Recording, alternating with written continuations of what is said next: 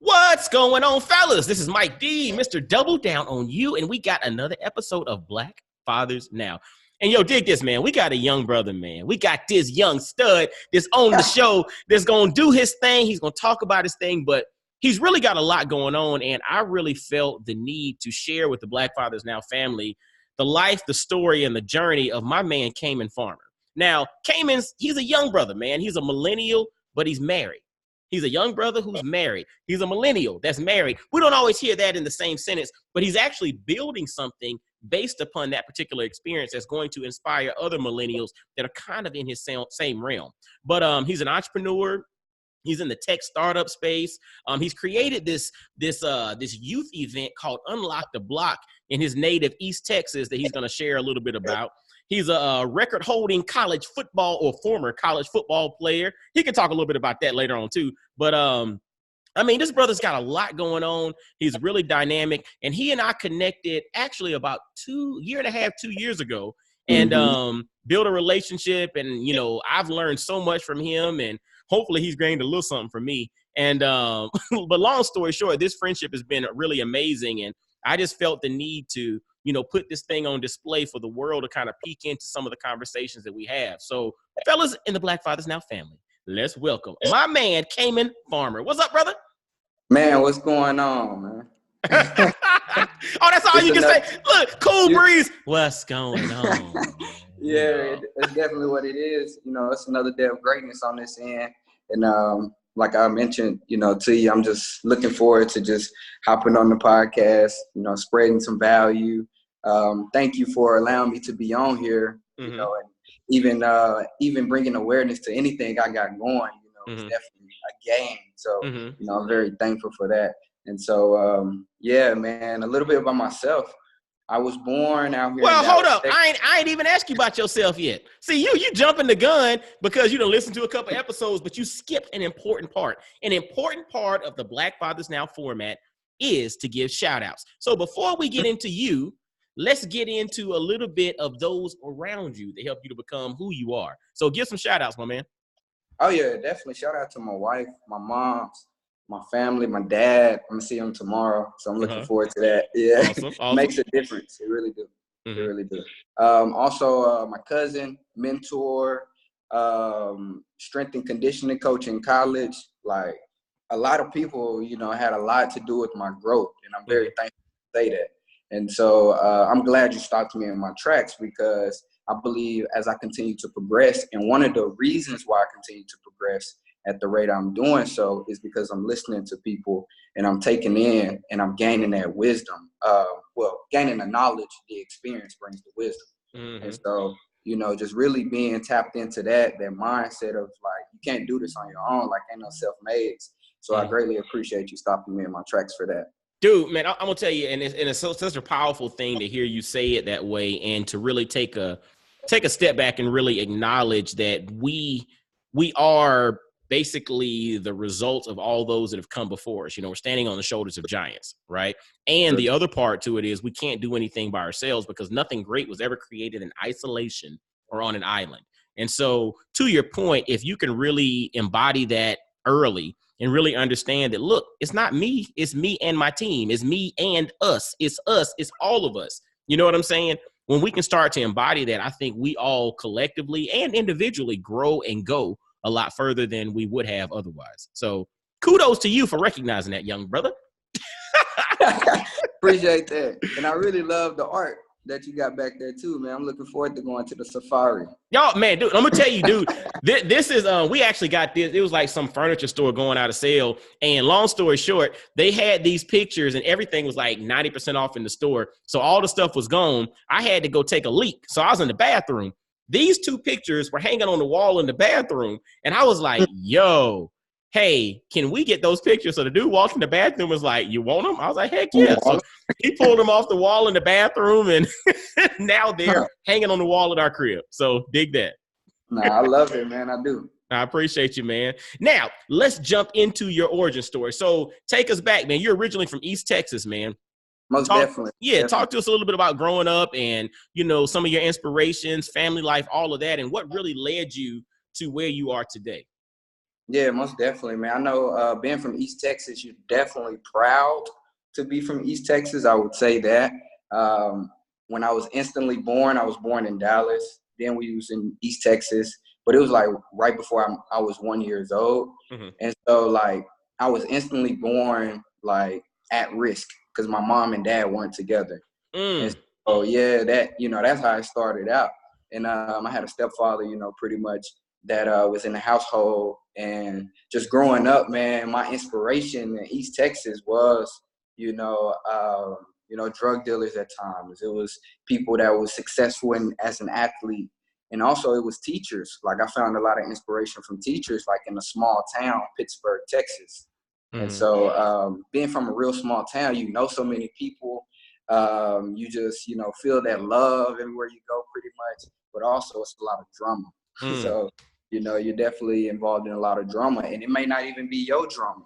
It may be like drama 10, 20, 30, 40, 50 years from, back then that you were born into. And so no excuses or anything like that. It's just the fact that like I'm aware of these type of things. And so it's like Pittsburgh raised me to be somebody that know that every action, every step that I make is going to affect the next generations to come. And so like just being aware of that. So really a timeline of really what went down in Pittsburgh, freshman year, my house was raided, by the feds. So that was definitely a turning point. Wow. As far as in my life of seeing that, as a father, like your actions like matter. Like somebody's always watching you, and not just watching you, but it's going to affect your family's life as well, especially if you're under the same household. And so I really love Pittsburgh in that sense, to where it definitely did help me out, like as a future father, future leader of my family whenever kids come as well. So hold on. Go back. So you said your freshman year in high school, you all's house was raided, right? And yes. And it was interesting. Before that, you mentioned like inspirations in the area growing up, kind of small town USA. I'm from Augusta, Georgia, and Augusta, Georgia is kind of a small town as well. I mean, it's probably a little bit bigger than Pittsburgh, Texas, but probably not too much bigger. And you have the same influences or whatnot, depending on, I guess your family structure and all. But you mentioned teachers, drug dealers, and athletes, right? Teachers, drug dealers, and athletes. Quite interesting. Like that's an interesting combo. But then you also mentioned the love and the drama. So like small town USA, the love and the drama, whether it's yours or whether it's somebody else's. And the love part of it is interesting because small town USA, or being in a small environment or growing up in a small town, you kind of have that village feel. You know what I'm saying? So as you mentioned, love is not just your nuclear family love. It's like the neighbor and the cousin around the corner and, all these different folks. You have that love, and it's a different type of love because it's such a tight-knit, closed-off thing, right? But on the flip side, the drama is the same way too, because you seem to be connected to every piece of drama because it's a small town. The stuff is not compartmentalized. It's like this drama is everybody's drama. So it was interesting you brought that up, but then you brought back the fact that, in the ninth grade or in your freshman year in high school, you all's house was raided. So with that particular situation or that particular circumstance, how did that instance itself, kind of rest inside of you? And how did that either inspire you to go one way or another with your life? Man, that whole entire morning, I was confused. Like I was really confused in my life at that point, for real, because like it happened out of nowhere, man. Like it was just one of those like instant the sudden changes is what we call it at Southeastern. It was a sudden change to where I still had to go throughout my life, throughout my day. And what I mean by that is I had to go to school that same day. And as a small town kid, like everybody in the school knew what was up. They knew what was up. How did you deal with that in school? Like everybody knew what was popping, everybody knew what happened. You walking through school, they're like, damn, Kaymon, dog, we saw the cops down at your crib. The boys jumped out. What's happening? How did that impact you? I was just really confused. And like that morning, I'm glad I had worked out, and working out really, it lets off a lot of steam because we had off season that day. And so I was working out, bro, and I was going hard, and I just like burst out in tears in front of like the whole team. Like I was holding it in, but it was like just something came over me to just let it out. And so as I let it out, it was like, you know, it made it a little better. And like, I didn't really too much care what people thought, honestly, because they weren't going to say it. Because, you know, just out of respect, like a lot of people, we had respect for each other. And so they knew what was up to where people were still there. And so I just still had to go throughout my day. And sports, man, sports saves. Like really, really like sports. I had workouts that morning, had to go through school. I handled that well. You know, teachers, security guards, principals, they're talking to me, just, you know, comforting me. And then later on that night, we had a basketball game. So just really, you know, playing basketball, just going through it and just, you know, still wanting to excel at what I was doing. I think that came upon me, man. Just let it out and just keep riding. It's just, you know, the mindset I've had towards life. So basically, let it out and keep riding. Let it out and keep riding. Now, that's actually an interesting concept, because, you know, when we think about like the notion of like therapy, and we think about the notion of, you know, coping mechanisms and all of that, you mentioned that sports kind of saved you because sports gave you an outlet to kind of let it out, but then you were motivated to keep it riding. You know what I'm saying? So you were motivated to go and do something different, because it seems like that was not something that you ever wanted repeated, nor is that ever something that you want to be the cause of happening to your family as you grow up and as you go through things in your life, correct? Correct. Interesting. Yeah, most definitely. Let it out and keep riding. I mean, I think that's so interesting because, you know, this is Black Fathers Now, and the tagline for Black Fathers Now is bringing the village to the brothers, right? So you bring the village to the brothers in the form of insight, inspiration, and wisdom. And the whole concept of let it out and keep riding is extremely important, because as Black men, we have so much on our shoulders. We have so much that we deal with, so much trauma and drama, even like you mentioned earlier, you know, love and drama, you know, being in a small city. We have so much of that inside of us. And I think some of our issues stem from the fact that we're basically like this combustible thing that's about to blow up because we've yet to let it out. That's true. It's interesting that you mentioned the whole concept, let it out and keep riding. You know what I'm saying? Like, that's powerful, man. That's very true. And I mean, that just goes back to one of the most tragic and the most impactful event that ever has happened in humankind, and that's slavery. Like, you know, just being behind, like, and, you know, a lot of Black fathers not being in those households, you know, that takes away from that son. I was just talking to one of my Southeastern friends, Southeastern brothers. He was cutting my hair, and he was just talking about how, you know, his son not having both of his parents under one roof, like the impact of that. He was saying that the teacher, you know, has, you know, really examined this child, and she's an expert at what she do, is where he was, you know, solidifying and saying that, you know, he felt neglected, you know. So that's just one way that a kid is affected. But, you know, just holding it in and then just, you know, not having that love during that drama, you're going to, you know, go off and start doing things that may not be as effective if you were to have that village. Not having the love in the midst of the drama. Oh, wow. That, you know, because that in itself is actually powerful as well. By not having the love in the midst of the drama, then makes it harder, because then you don't feel comfortable letting it out. You see what I'm saying? And I think that goes, again, as we speak, we're speaking to Black men. I know we got other people listening. We got women. We got folks of different backgrounds and all. This is informational for everyone, but we're speaking directly to the Black male experience. Not having that love in the midst of the drama makes it hard for you to want to let it out. You know what I'm saying? Because you don't feel comfortable. You know what I'm saying? It's like, I think about any scenario that I've ever dealt with, or drama or whatever. It's like, you hold it in. And I think a lot of us hold it in because we don't realize that there is love around us. And if we show others that, look, you got a support system, you got love, you got this village around you, it's okay to let it out. It makes life a hell of a lot better. But we got to get to a point, fellas, Black fathers as well. We got to get to a point in which we let it out. I agree. I definitely agree. And also, you know, as an educator, you know, I instantly take that problem and I try to find a solution to where we can break it down to where people can be proactive in letting it out. And I think that's what definitely led me into a lot of the ventures that we have going right now. Just, really wanting to break down the educational aspect of it to where people can consume it and then apply it, and then see the results, and they're analyzing that and building that confidence, which breeds even more success. Dope. I'm digging that, man. And it's just, again, fellas, I want you to pay attention. The concept, let it out and keep riding. And, so Kaymon mentioned the concept of letting it out. And now as he kept riding, so to speak, down his particular journey, he finished high school, and then you went on and you keep referencing Southeastern. So you went and played football in college, correct? Oh, indeed. I actually went in as a walk-on. I entered my college career as a walk-on. Now, where did you go?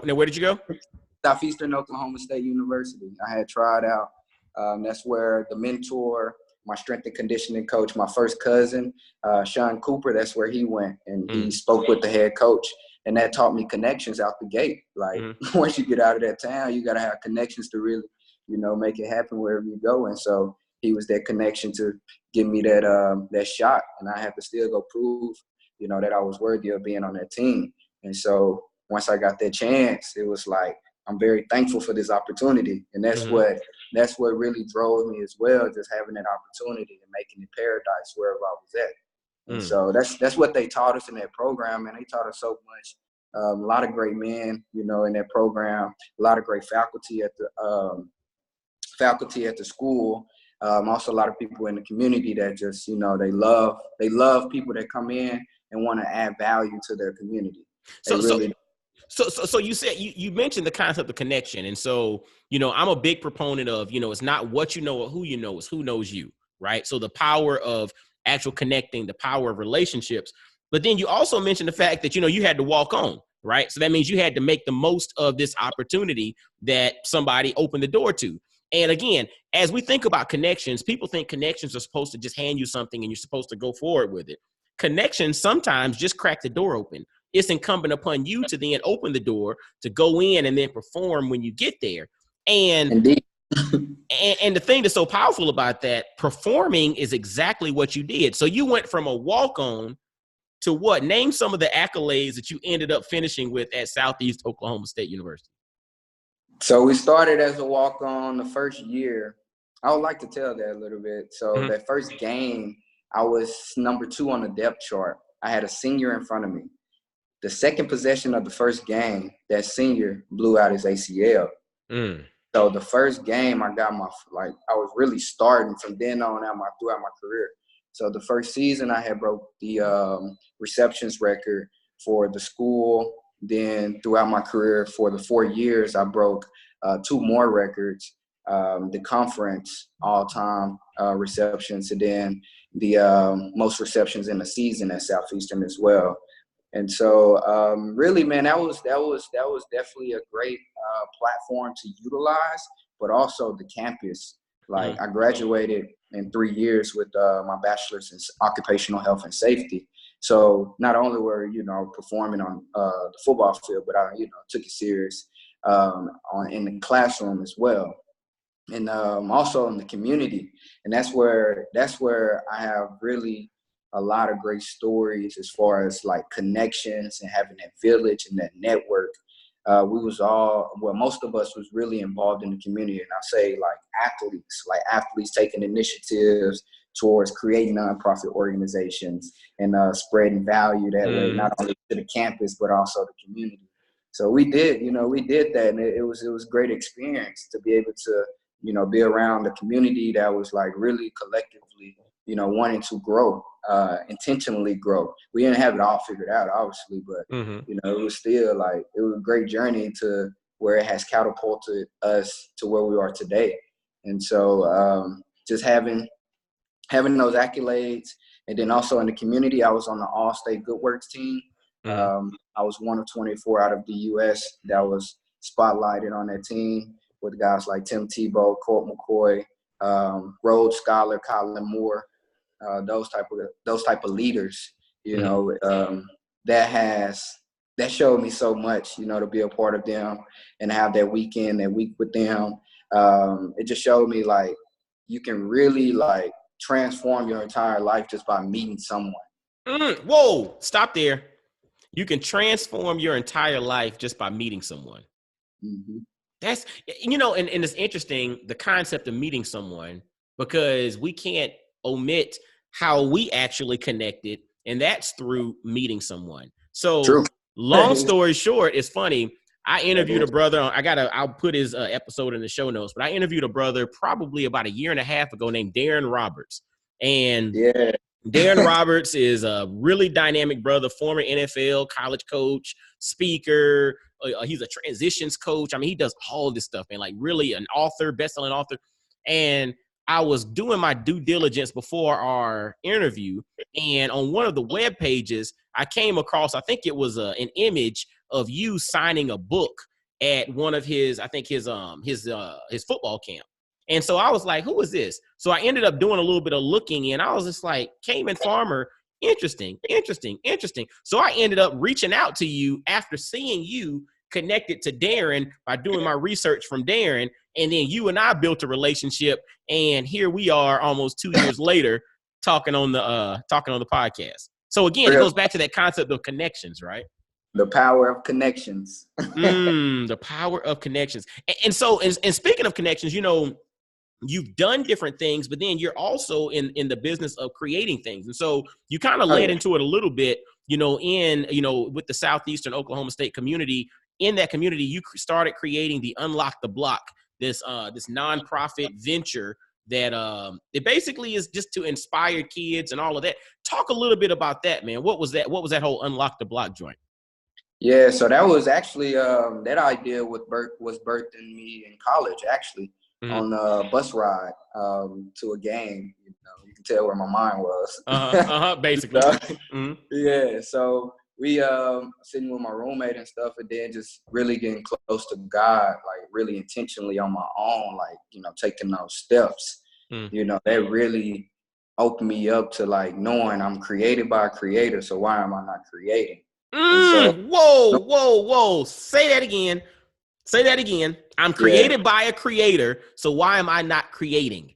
Yeah, and then Darren Roberts, he was one of those guys, one of those men that taught me that. Actually, I seen one of his posts, so it just shows the power of connections when you're consuming content like that, man. Like it's really difficult not to grow. It really is, especially if you've touched early success in your life. And, like I said, my freshman year, I broke a record. Like, that's success from a walk-on to that. As I was about to say, after being a walk-on, after somebody having to open up the window and vouch for you to get an opportunity, you then stepped in and broke a record. Fellas, marinate on that for a second. Literally, after somebody had to negotiate and get him an opportunity, he then had to prove himself. And then when given the opportunity, he went and broke a record. Think about that. It might not make sense. But you have to walk on your path, or walk the path that is designed or destined for you in life, because at the end of the day, it might not be a scholarship up front, but somebody is negotiating on your behalf to get you an opportunity. So when you get that opportunity, you perform, because there are records that you are destined to break that need to be broken. That's real. Woo! Dude, that's powerful. So go back. I disrupted you, man. So Unlock the Block, you talked about, getting closer to God and then being inspired to go and do something. You're made by a creator, so why am I not creating? So talk about Unlock the Block, my man. So really, Unlock the Block was just a question. Like, how do I give back more value to the communities, especially my hometown? And so I just thought about, some of the greatest moments that I had growing up was like at block parties. So it was fun to see everybody come together in the community. And so I just, thought about the experience that I had at that moment, and I was working at C4 Sports Performance with my cousin, Sean Cooper. And I was just, operating classes for kids and stuff. Speed Camp was what came to mind at first, and we just built it around that. Everybody's not going to be, an athlete, but they still want to be, physically fit in a way to where they can be mobile and get the most out of their days, really energy and everything like that. Energy creates everything. And so pretty much, man, we started with the speed camp, and then we was like, man, we got to add more value. And so that's when we had brought in the talent show, because everybody, not going to want to take that athletic career path. It's people that, can sing, they can draw, they can be a poet, they can paint, like, all type of stuff. So that's what we did, man. We did that. It really brought out a lot of kids, gave them that platform to display their talents, get that love from the community, get that unity in the community. And so that's pretty much what we was preaching there. And like at each station, we had different principles that we would implement into the kids, so they're getting life skills as well. Loving others, appreciating life, showing love to your teammate, always attacking each and every day like it's another day of greatness. Like those type of principles, and those kids pick up well. So like kids are really smart. You gotta feed it to them. I mean, they gonna eat it and consume it, but you gotta put it out there for them. So that's pretty much what we do. And then we was like, all right, we got the kids. So how do we get the adults involved? And so that's when it started to grow into the vendors and the interactive workshops, to where parents and business owners can come out, have a great time as well. So with the interactive workshops, that's a time where a parent can come out with their child in the community as well, and be around their love and that energy, and still be growing in something active and something like they may have never even thought about or even took action towards. And so we provided for them, and like the community come out, they grow, we follow up with them. And so that's what we get into now, like the follow-up plan. So we got it down on how we get into the communities, how we provide value. We got that down. It's now like building the consumer technology. Absolutely. to stay up to date with them, and also just provide them more content, more value, to where they can consume and proactively apply into their lives. Now, and so how many Unlock the Block events have you all put on? So we've done 3 in East Texas, in my hometown, Pittsburgh, and we did 1 in Durant, Oklahoma. So 4 total. Wow, that's powerful. And is there any like online presence in which people can go and see some of the images or videos or something from some of the Unlock the Block events that you all put on? Yeah, I got the latest content protected, but they can go check out Unlock the Block on Facebook, or they can go to Kaymon Farmer 9 on Instagram. Just Kaymon Farmer on Facebook. I got it spread it out, but we're definitely, and like I was saying, that consumer technology, that's where that content is the new currency. And we're definitely gonna put that out. Awesome. And we'll make sure to have your contact information where people can go and check links out and see some images of, some of the previous Unlock the Blocks. So, because that's a really dope thing, man. And really coming from your experience and some of the things you've gone through, you really are primed to really do this and really impact the lives of young folks. And so you talk about impacting young folks, but then there's this new venture as well that you're heavily involved in. And, you and I've talked a lot about it over the last year or so, called Double or More. And Double or More, you're a young millennial that's married, and you've created or conceptualized this platform here, which is really unique and really dope. So it's like Unlock the Block is helping and targeting the young folks in the community and their parents. Double or More is really embracing that millennial married couple, or that millennial folks or millennial people who are dating and all of that. Talk to us a little bit about this Double or More platform that you recently have embarked upon. Yeah, man, Double or More. That's definitely. I know I'm not a father right now, but I'm definitely getting a demo of fatherhood with Double or More. Word, that's our baby. Dig it. Yeah, that's our baby. So that idea was birthed in us on our honeymoon, our cruise. We went on a cruise, and on the cruise they sit you with a lot of just random people on the ship with you. And so a lot of the people that was with us were couples, and they were millennial couples from across the nation as well. And so like we just became well acquainted with them, just showing love. I'm showing love. My wife, she's definitely gonna show love and be a great value to the community as well.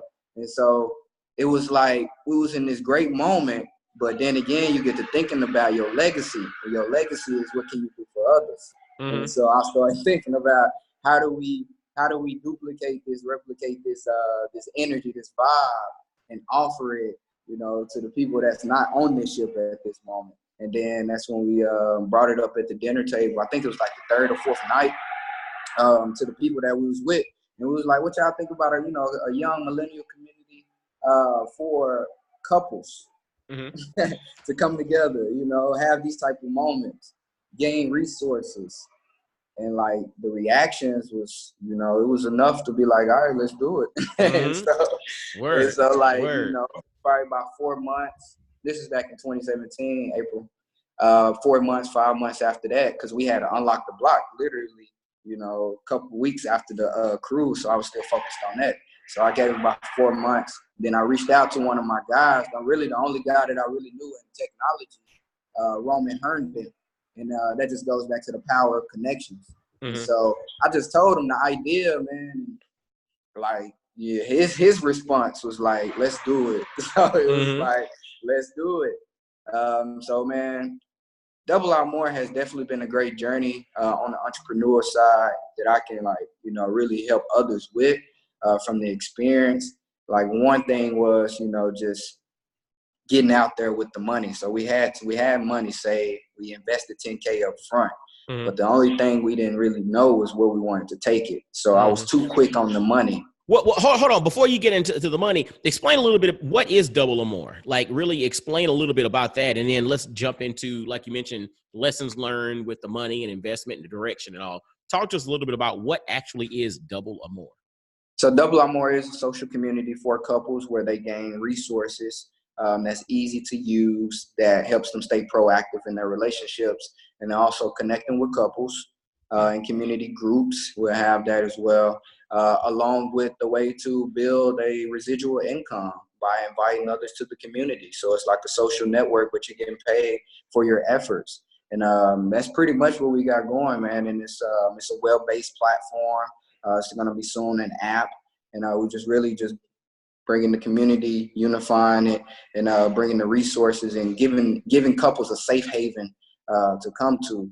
And, you know, as the leader, this is definitely a great task, you know, at hand, but it's been a difficult one as well, but we've definitely embraced the process. So you mentioned it's a resource or a platform for couples. Now, are you all specifically targeting millennial couples? Is it open to everybody? Like, I mean, it's what is you all's target focus? Like, and then when you mention like resources, what do you mean by that? Like, what are some of the things that you're providing, or what some of the things that are available for the couples who participate in Double or More? So some things that they can get involved in is the community groups. Also, they will have a joint profile where they can post and update people on their relationship. They will have, they will have the Q Love A game. This is going to be a major one. It's a conversation starter game to where we'll have it in different categories, like married, we'll have dating, we'll have engaged, we'll have single. Then we have subcategories like Let's Talk. And so in the Let's Talk, they'll be asked a question, and then we pretty much walk them through like how to maximize that question as far as gaining the understanding of the answers that they may have gotten from their partner, or they can play it with themselves. And it works really well with groups as well. I know we've done some A/B testing with some groups, and it works really well with groups. Like that community, that village, everybody bouncing content off of each other, and everybody's consuming it and growing from it. And so that's one component that we got. Also, they can sign up for relationship enhancers through SMS text messages, where we'll be sending them just valuable content to inspire their relationship, and also strengthen it as well in easy to use ways, and just triggering different things in their mind that they probably hadn't or thought of, or they probably have, and it's just a refresher. It's really depending on where they're at in their relationship. And so question, like, and I guess a question for, you know, the brothers that are listening, and the ladies too, because brothers and ladies listen. I know this is Black Fathers now, but everybody listens. So where does this stuff come from? So like, how are you all coming up with questions, and how are you coming up with the games and the things? Are you all do you all have like some elder couples that are kind of walking you all through the process, or is it something that you all are just figuring out on your own, or some algorithm is, you know, deriving it? How is all this thing coming together, and how are you all putting together these, you know, these things that are enhancing, relationships for millennials and others as they go through life? Yeah, definitely. We partner up with experts, Mm-hmm. industry experts. So like nonprofits, like people that got free content out there on the internet, like free courses, also free videos that's on YouTube that's really bringing value. The things that I learned from free books, we're getting all of that from online. And what I figured out now is partnering up with nonprofits and influencers that's already, got their audience and already provide value on the internet to like invite them, paint the vision, cast the vision, get them on the team, and like everybody come together and build a community. And so we've been really resourceful and providing and organizing value. That's good stuff, man. It's good stuff, man. So again, Double or More this is going to get released, like, I think probably early January-ish. And so by that time, because like, we're talking earlier than that, but by the time that this gets released, is there a place in which someone can go and visit and kind of get some information, kind of play around with Double or More right now? Yeah, they can go to Double or More. That's AMOR.com. Mm-hmm. You can just read up on us and get a feel of the energy and get more information about the movement. Mm-hmm. And we have you a part of it sooner than later. But I love it. No, we just really want to add value to relationships, man. And we understand the foundation of having, that strong home, not only for just the couple, but for the kids. And, we got that in mind. So just being able to impact them kids, that's when you really got that true legacy, that, everlasting, kids. But I'm going to tell you, throw a really interesting point there. And again, the title of this is Black Fathers Now. But Black Fathers Now really is speaking to men, and it's about us becoming, and Black men specifically, about being the best versions of ourselves, right? It's really personal development, because as you become the best version of yourself, your relationships get better. Your fatherhood stuff gets better. Things with your wife gets better. Stuff on your job, your money, your health, all of these things get better when you commit to becoming the best version of yourself. And a component of that is the relationship with your spouse. And I really, I'm a huge believer and how things are set up and looking at, the straight divine order, right? It's you and your wife together first, even before the kids. I know it's hard to say that at times because we love our kids so much, but the reality is it's you and your wife first and then the kids. And so to your point with Double or More, I really am a huge fan of what you all are creating, because a lot of times, I know you're not a dad yet, but once kids come into the mix, it literally becomes a humongous distraction to you. Right. And so, no, and it's funny, but it's not funny, because the reality is it's like when you first get married, it's a honeymoon phase. It's just you and your wife. Then the kids come. And then sometimes if you're not intentional about being you and your wife, the kid steps in, and then it becomes you and your kid. And then it's your wife and your kid. And then, if there's any time left, you and your wife, maybe. But we end up pushing our relationship down the totem pole, and it just becomes the kid. Now, we love our children. We support our children. We would do anything in the world for our children, but we must first love our spouse and keep our spouse top of line, even when the kids come into the mix. So I applaud what you all are doing, especially if you're targeting young couples to build that strength prior to kids getting in the mix. Because if you don't build that strength and you don't have that strong foundation with really deep roots, the moment that the kids come in the mix, that thing that was not already strong, that doesn't really have roots, or those roots are kind of shallow, that kid's going to come and kick that joker down, and it's going to be challenging. And literally, I mean, you don't know behind the scenes the conversations that I have with various brothers. And a lot of times we get into talking about this and talking about that. And a lot of it really stems from the fact that a lot of us don't take enough time really investing in our spouse initially, taking that time to build that relationship, build that love, build that intimacy. When I say intimacy, I ain't talking about knocking the boots. Yeah, that's part of it. But the intimacy part of it, right? Like really building and growing together and collectively building that strong foundation, because stuff gets hard. Like, I mean, even with a great family and great situations and healthy folks and all of that, it's still hard, right? Because you're dealing with personalities and all of that. And so you and your wife got to stay tight. And so what you're doing with Double or More, brother, kudos. Appreciate that, man. And I think it's really, being aware of that. Like, I'm really, wanting to invest as much time into my wife and to my kids to where I know, like, I'm young. Like, we need to build something that's going to work for us instead of, us working for it. And I'm speaking from a financial standpoint, like building residual income, like a SaaS software company. Like those things right there in the time that we're in with this digital revolution. Like, as a young millennial, I'm very thankful to be aware of the opportunity that we have. And I'm very thankful to be able to connect with people that believe in the vision that can encourage and, help raise this baby. That's real. That's real. And literally, man, I mean, you and I've talked for over the last year and a half about it. So, I'm already bought in, but, yeah, we're there already, but it's just like, but I want the brothers to hear that, man. Yeah. It's such an important thing for us to invest in our relationship with our spouse. True. It is extremely important. I mean, now some of us are already down the road and we have kids, but you know what? Even then, we have to stop and invest in our spouse because we must have a strong foundation if we expect our families to succeed and be the best that we all can be. So again, man, y'all visit doubleamore.com, AMOR.com to definitely get more information, to register, and to learn a little bit more about what Kaymon has going on with this particular platform, man. That's some dope stuff, man. Dope stuff.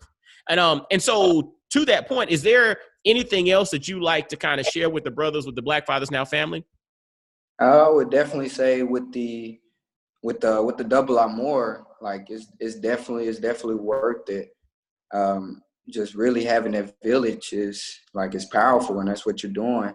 And so that is something that I would love to connect with people on that platform and really just bring value to their relationships.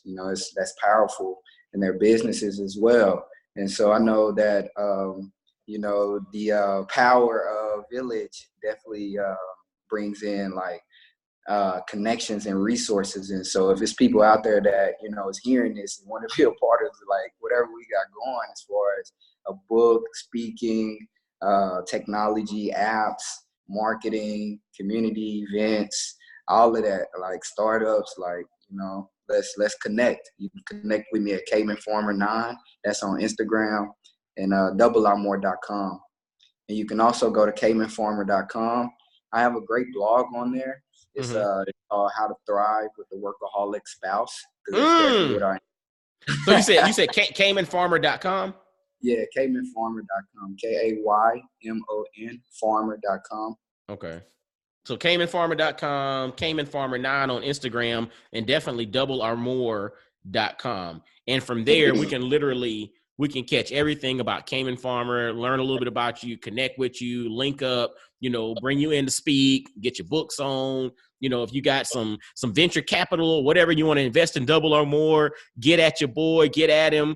All of that, make sure to reach out. doubleormore.com, KaymonFarmer.com, and then on Instagram, follow Kaymon Farmer 9 on Instagram. But I'll have all of that in the show notes, fellas. So don't worry about it. Just click in the show notes. So if you're listening or watching on YouTube or Instagram or Facebook or what you call them, iTunes, Google Play, Stitcher, any of those places, make sure to look in the show notes because the links to connect with Kaymon will be there. So make sure to link up with him. Yeah, it's most definitely a great time, man. It really is going into 2020. I know. Well, we're releasing this, and this is actually going to release in 2020. We're recording 2019, but we got what you're saying. Yeah, most definitely. It's a great time to be here. I feel like that was, however I said it, I still need to, say that because, it's written for 400 years we will be in, these, times, but 400 years and human time it would be up, after this year. But I understand that God's time is different. But as a young man that, really is a believer, it's psychologically, man, it does something to you to where you're just so thankful for where you're at in life. And I'm just thankful to be able to share my story, my life, the ventures, the way, you know, God has taken over. And it's, you know, it's definitely been, you know, like a stock, up and down. It's definitely been up and down, tough times. You know, there's no excuses though. Like I'm here to get better each and every day intentionally, and you know, just ready to take in, you know, whatever knowledge and whatever life throws at me. Really ready to go through that experience and just get the most from it, and then just apply that wisdom throughout my life, and then just duplicate it. You said it's been tough times. So if you take off the word tough, what do you have just left? Times. There's been times. So because, you know, it's interesting. Somebody posted something recently talking about how life throws us stumbling blocks, right? And what's interesting about that, when I really thought about it, is the concept of you're not getting thrown stumbling blocks. You're getting thrown blocks. You're getting thrown blocks. You're not getting thrown stumbling blocks. You're getting thrown blocks. Those blocks, yes, some people stumble over them, right? Some people trip on them. Some people step over them. Some people actually grab the blocks that are being thrown and use them to build a structure.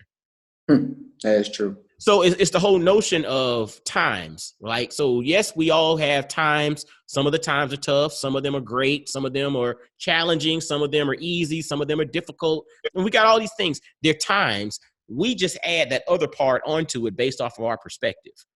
You know what I'm saying? And so to that point, we're going to go through times, some good, some bad, whatever. But nonetheless, we go through times. That is true. At the end of the day, that's life, though, brother. That is.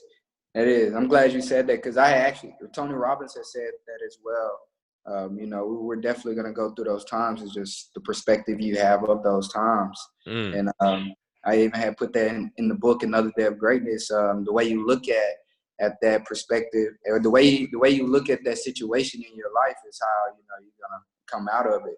And so I'm glad you stopped me in my tracks again. You know, say, you know, it's tough times, it's times, and times gonna always be here. We just got to get better and continue to just, you know, stick to our core and keep the people around us that encourage us, and we encourage them as well. Man, that's what it's all about, because you mentioned it earlier. It's all about connections. It's all about community. It's all about that village. It ain't what you know or who you know. It's who knows you. But then the question is, what are you going to do with it? When you get an opportunity, you going to barbecue or you going to mildew, right? You know what I mean? Got to do something with it, man. So, dude, man, I know you're busy and everything. So I really want to thank you for taking time to share with the Black Fathers Now family, share your journey, share your story, share these inspirational nuggets that folks can really take and impart into their life and, you know, do something with it, man. Make sure to visit doubleormore.com. Check out what Kaymon has created. I mean, he and his team, they're really doing some amazing things. Visit KaymonFarmer.com. Also follow Kaymon Farmer 9 on Instagram. And the brother's an author. He's a speaker. All of that. Just literally check him out. You're going to be like, yeah, this brother's doing a doggone thing, right?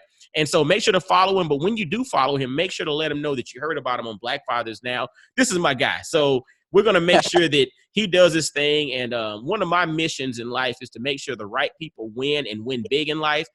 Kaymon is one of those right men. So we want to make sure that he wins and wins big. So however we can support, fellas, y'all get behind this brother and help him to succeed, because he's going places.